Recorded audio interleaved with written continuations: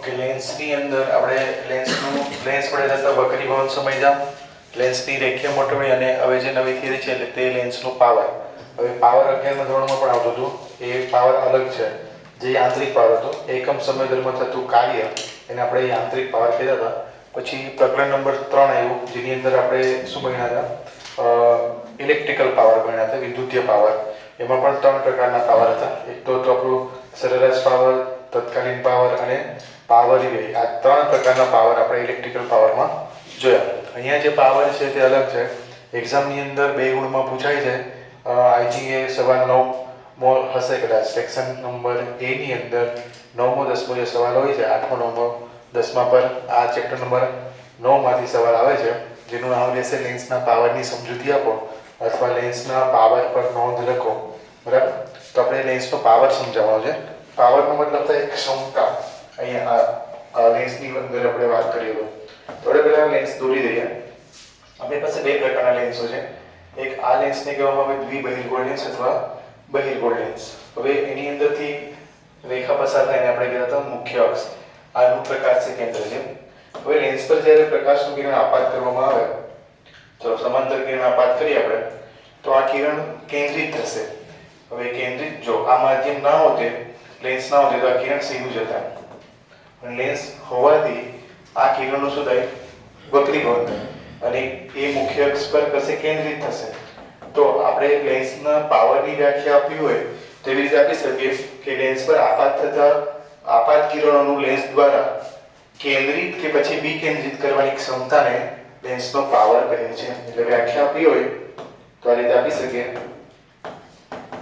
Lens પર આપાત કિરણોનું lens દ્વારા કેન્દ્રિત કે વિકેન્દ્રિત કરવાની ક્ષમતાને લેન્સનો પાવર કહે છે. ક્લિયર? હવે આપણે એનું સૂત્ર મેળવવું છે. તો એની અંદર આપણે બધા નામ ડિટેલ્સ કરી દઈએ આકૃતિની અંદર. તો ધારો કે આ ખૂણો ડેલ છે, તો આ અલ્ટરનેટિંગ ખૂણો પણ તમારો ડેલ બનશે અને જ્યાં કિરણો કેન્દ્રિત થાય મુખ્ય અક્ષ પર તે અંતરને તે બિંદુને કહેવામાં આવે મુખ્ય કેન્દ્ર અને મુખ્ય કેન્દ્ર અને પ્રકાશીય કેન્દ્ર વચ્ચેનું અંતર એને કહેવામાં આવે કેન્દ્ર લંબાઈ. તો જો આ કિરણનું કેન્દ્રિત જલ્દી થઈ જશે તો એનો પાવર વધારે કહેવાય, ક્ષમતા વધારે કહેવાય. એટલે કે કેન્દ્ર લંબાઈની જે વ્યસ્ત હોય એને આપણે પાવર કહી શકીએ. એને આપણે ગાણિતિક સ્વરૂપે મેળવીએ તો એક ત્રિકોણ દેખાશે તમને. અહીં આપણે નામ આપી દઈએ M. તો ત્રિકોણ MOF માં મેં tan θ વાપર્યું, હાઈટ અને h નામ આપી દઈએ. તો tan θ ની જગ્યા પર ડેલ છે આ ખૂણો. હવે tan બરાબર થાય સામેની બાજુ ભાગ્યા પાસેની બાજુ. તો ત્રિકોણ MOF માં ખૂણાની સામેની બાજુ છે MO, તો tan ડેલ બરાબર MO, પાસેની બાજુ દેખાય તમને OF. બરાબર? હવે એમાં કિંમત મૂકી દે તો tan ડેલ બરાબર MO ની કિંમત છે આપણી પાસે h અને OF બરાબર છે સ્મોલ f.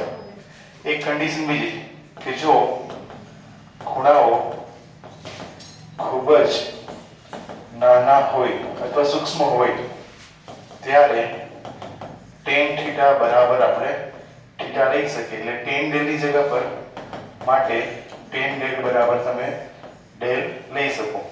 એટલે ડેલ બરાબર થશે h ના છેદમાં f, જ્યાં h બરાબર આપણે 1 ધારી લઈએ તો આ ડેલ બરાબર થશે 1/f અને એને જ કહેવામાં આવે પાવર. એટલે p બરાબર થાય 1/f. આના પરથી પણ તમે વ્યાખ્યા આપી શકો કે કેન્દ્ર લંબાઈના વ્યસ્તને લેન્સનો પાવર કહે છે. હવે એના બધીના એકમો લખીએ આપણે. તો લેન્સનો પાવરનો એકમ SI એકમ.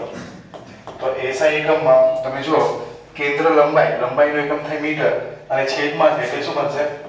મીટર ઇનવર્સ અને એને જ કહેવામાં આવે ડાયોપ્ટર. Dioptre D. જે આપણે આંખના ચશ્મા કઢાવતા હોય તો આપણને જે લેન્સની ક્ષમતા કેટલી છે એ જાણવા માટે ડાયોપ્ટરની અંદર લખીને આપશે, બરાબર. એનો CGS એકમ બનશે મીટરનું ઉલટું શું થાય સેન્ટીમીટર, અને પારિમાણિક સૂત્ર m0 L-1 T0. તો આપણે ટૂંકમાં પૂછ્યું હોય તો આટલું 2 માર્ક્સમાં ઇનફ છે, બરાબર. નોંધી લો.